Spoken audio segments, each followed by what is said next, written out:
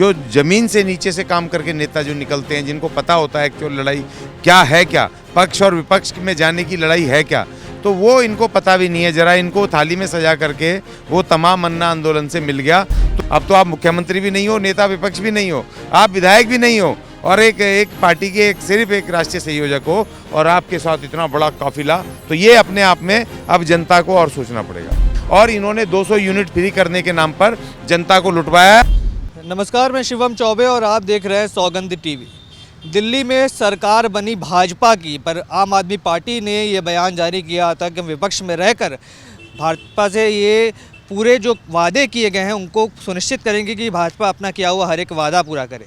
अब ये एक मजबूत विपक्ष की जिम्मेदारी भी होती है, पर विपरीत उसके देखने को ये मिल रहा है कि विपक्ष के सबसे बड़े नेता जो कि सीएम चेहरा थे आम आदमी पार्टी का, अरविंद केजरीवाल, वो चुनाव के बाद से कहीं ना कहीं नदारद हैं। उनको देखने के लिए लोग तरस रहे हैं दिल्ली के, और पता चलता है कि वो पंजाब में हैं। और शान शौकत के खिलाफ लड़ाई लड़ने वाले केजरीवाल अब खुद गाड़ियों के काफिले में आगे बढ़ रहे हैं। बातचीत करने के लिए हमारे साथ खास मेहमान अशोक ज्ञानी जी मौजूद हैं। सर नमस्कार, कैसे हैं? और मैं जानना चाहूँगा, आपने भी दिल्ली का चुनाव लड़ा है। अरविंद केजरीवाल साहब की तूती चल रही थी, उन्होंने कहा था इस जन्म में मुझे कोई चुनाव नहीं हरा सकता। हारने के बाद अब पंजाब की ओर रुख कर लिया है। जो कहते थे वीवीआईपी कल्चर के खिलाफ लड़ाई लड़ूंगा, अब वो गाड़ियों के काफिले में चल रहे हैं। कैसे राजनीति बदल गई? देखिए, इनको जो है ना, ये बिना संघर्ष के सब चीज़ें मिल गई। बिना संघर्ष मीन्स सिर्फ उतना नहीं कि जो अन्ना आंदोलन में हुआ था, वो तो एक जस्ट एक थोड़े से उसका एक संघर्ष था, और उससे इनको इतनी ख्याति मिल गई, इतना मीडिया कवरेज मिल गया, और लोगों को एक इनसे उम्मीदें बंध गई। लेकिन जो वर्षों तक जो एक राजनीतिक पार्टी बना करके, राजनीतिक पक्ष बना के, जो ज़मीन से नीचे से काम करके नेता जो निकलते हैं, जिनको पता होता है एक्चुअल लड़ाई क्या है, क्या पक्ष और विपक्ष में जाने की लड़ाई है क्या, तो वो इनको पता भी नहीं है। जरा इनको थाली में सजा करके वो तमाम अन्ना आंदोलन से मिल गया।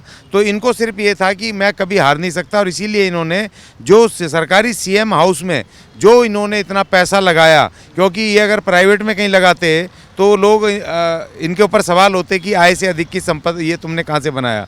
तो उसने सरकारी उसमें बना लिया कि इसीलिए कि मरते दम तक मैं सीएम ही रहूँगा और मेरे से कोई सवाल भी नहीं करेगा। अब सवाल इस बात का है कि ये दिखाई नहीं दे रहे हैं, क्योंकि इनको इतना झटका पड़ गया। इन्होंने सोचा ही नहीं था कि मैं हार जाऊँगा। चलो दिल्ली हार जाएँ, मगर अपनी जो सीएम सीट है नई दिल्ली की, वो भी हार जाएंगे। इन्होंने कभी कल्पना नहीं करती थी। लोगों को ये बेवकूफ़ समझते थे कि वो इनको बस देते रहेंगे, मैं दिल्ली का बेटा हूँ, फलाना हूँ, और ये सब के नाम पर, फ्री के नाम पर ही जीतते रहेंगे। वो हुआ नहीं। तो एक तो इनको झटका पड़ गया, दिखाई नहीं दे रहे। दिल्ली में अभी तक इतनी सारी वो गतिविधियाँ हो गई, जब से परसों कल वहाँ गए हैं पंजाब काफिले के साथ। यहाँ दिल्ली में इन्होंने एक प्रेस कॉन्फ्रेंस नहीं करी। इन्होंने आकर के कहा नहीं दिल्ली की जनता को कि चिंता मत करो, भले ही मैं हार गया हूँ कोई बात नहीं, लेकिन मैं डट के आपके लिए, मैं राजनीतिक रूप से, सामाजिक रूप से आपके साथ खड़ा हूँ, डट के खड़ा हूँ। आपका बेटा था, हूँ, और मैं आपके साथ रहूँगा। और ये जो सरकार बनी है, इसको भी डेमोक्रेटिक तरीके से इसको चलना चाहिए। जो वादे करें, जो नहीं ये पूरे करेंगे, तो उसको हम इनको याद दिलाएंगे, उसके लिए आंदोलन करेंगे। तो ये एक होती है एक बहुत बढ़िया बात, एक सुलझे हुए, एक परिपक्व नेता की ये होती है, और ज़मीन से जो निकल के आता है वैसे नेता की बात होती। लेकिन अब ये तड़पड़ा रहे हैं, क्योंकि अब इनको चाहिए कोई ना कोई पावर। पहले तो मुख्यमंत्री थे, अब ये विधायक भी नहीं रहे, अब ये भाग रहे हैं उस तरफ, क्योंकि पंजाब में अभी इनकी सरकार है।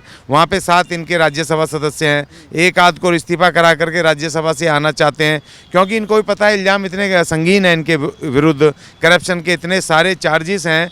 तो ये बिना पावर के रह नहीं सकते, क्योंकि एक प्रोटेक्शन, एक सुरक्षा मिल जाती है कि आप कोई अगर कॉन्स्टिट्यूशनल पद पे हैं तो आपको एक वहाँ से एक थोड़ी सी हेल्प मिलती है कि वहाँ पर जो ऑफिसर्स हैं वो भी आपके साथ नरमी बरतते हैं, वो भी प्रोटोकॉल का ध्यान रखते हैं, और आपको कॉन्स्टिट्यूशनल थोड़ी सी सपोर्ट मिल जाती है। इस वजह से ये कोई ना कोई पावर इमीडिएट चाहते हैं, तो इसीलिए वहाँ चले गए। नहीं तो इनको चाहिए ये था कि अब दोबारा से दिल्ली में आ रहे हैं ना, अभी चुनाव भी आने वाले हैं यहाँ पर नगर निगम के 1.5-2 साल बाद, तो उनकी भी तैयारी करनी चाहिए थी। और यहाँ से पूरे देश में अब उत्तर प्रदेश का भी चुनाव है, वहाँ भी इनको अपनी राजनीति करनी चाहिए थी, ना कि इनको राज्यसभा जा करके। और इतना बड़ा काफिला बताओ लेके जा रहे हैं, राष्ट्रपति भी नहीं लेके जाते।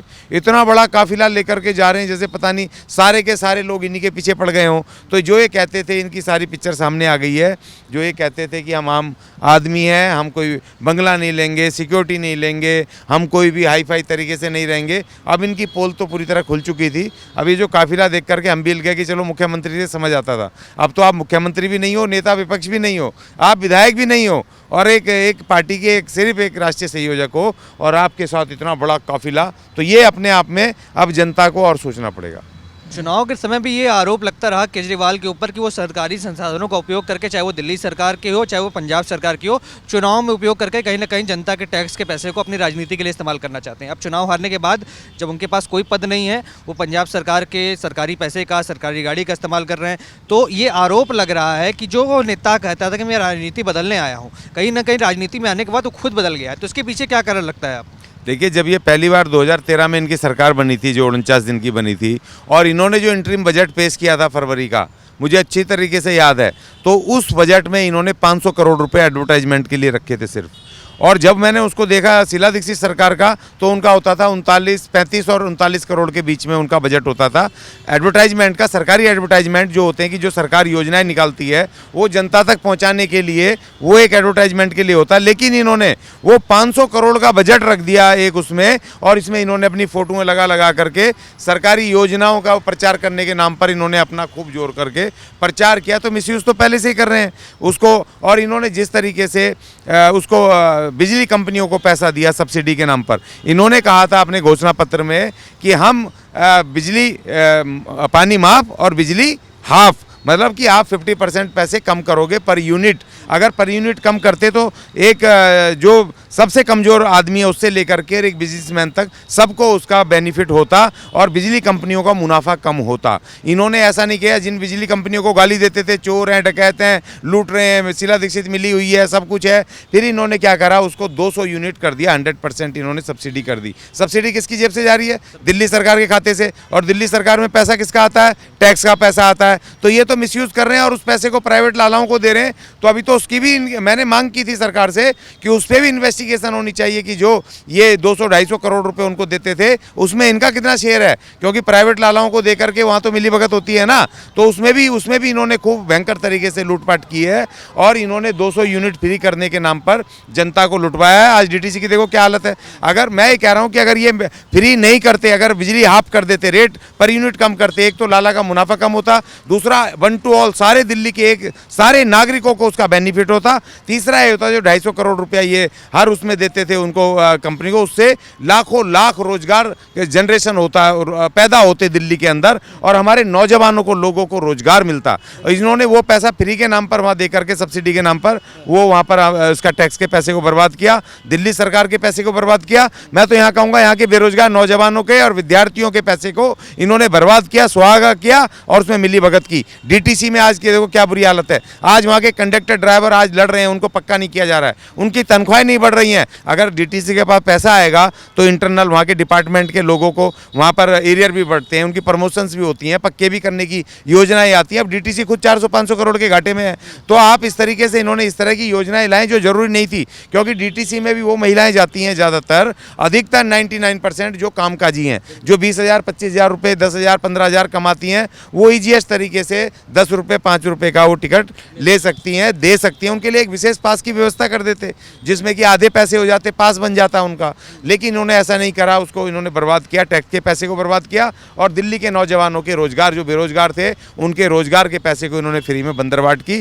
तो ये आदमी जो है मेंटली ये पूरी तरीके से एक साजिश करता है और इस आदमी को इस देश की राजनीति में काम करने का कोई हक नहीं है, क्योंकि इसने भगत सिंह और बाबा साहब की फोटो लगाई और उसके विचारों के उनके विरुद्ध काम किया। क्योंकि सिर्फ बाबा साहब और भगत सिंह की फोटो लगाने का मतलब था कि उनके लोगों को वोट के लिए इस्तेमाल करें, कि देखो लोग कहें कि देखो प्रतीकात्मक लगा रखी है, केजरीवाल ने अपने ऑफिसों में बाबा साहब और भगत सिंह लगा दिए और हम उनको वोट दे दें। उसका खाली उनकी भावनात्मक वोट को इसने कैश किया, जबकि उनके लोगों का SC ST का रिजर्वेशन खत्म किया, बजट को इसने खत्म किया और किसी के लिए काम करा नहीं। और तो इसीलिए ये बहुत एक चालाक, एक ऐसा धूर्त आदमी है, कहता कुछ है करता कुछ है। तो इसको तो देश की राजनीति से बिल्कुल बेदखल होना चाहिए। जिस तरीके से देखा आपने, अशोक अज्ञानी जी ने बताया कि केजरीवाल का दायित्व बनता था दिल्ली में रहें, दिल्ली के वासियों के लिए काम करें, और जो सरकार मौजूदा बनी है भारतीय जनता पार्टी की, जो तमाम वादे उन्होंने किए हैं, कहीं ना कहीं इस बात को सुनिश्चित करें कि जो कुछ भी वादे जनता के लिए किए गए हैं, जो जनता के हित में है, वो सरकार से करवाएं, उन पर दबाव बनाएं ताकि जनता के काम हो सके। उस बजाय उसके वो वीवीआईपी कल्चर का इस्तेमाल करके पंजाब में जो शान शौकत से वो गाड़ियों के काफिले में चल रहे हैं, कहीं ना कहीं काफ़ी निंदनीय है। आपके क्या विचार है, कमेंट्स में लिख डालिए, और तमाम ऐसी खबरों के लिए बने रहे हमारे साथ। देखते रहें सौगंध टीवी। धन्यवाद। आप देख रहे हैं सौगंध टीवी, सौगंध वतन की।